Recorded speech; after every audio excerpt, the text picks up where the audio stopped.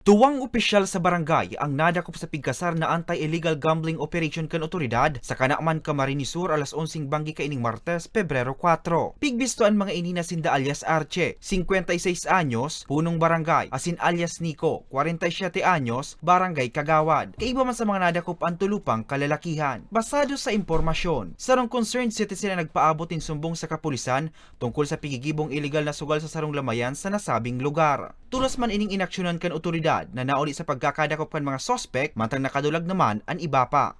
Igwa po siyang igwang gadan, pero dahil nga pinagpabawan ini, tapos kadapol nasa open pa ang pwesto ninda. Kaya pig-implement naman grada na tala so ninda, binilibong. So nag-violate ninda itong Presidential Decree 1602.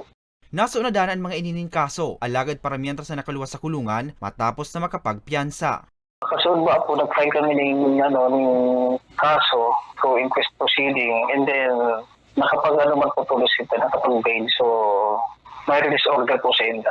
Liwat naman na nagpagirumduman otoridad sa publiko orog na sa mga public servant na maging maray na panalmingan sa iba asin manginot sa pagsunod sa pagpapautob na lay. Para sa mga baratang Tatak Bicol, Hercules Barbacena.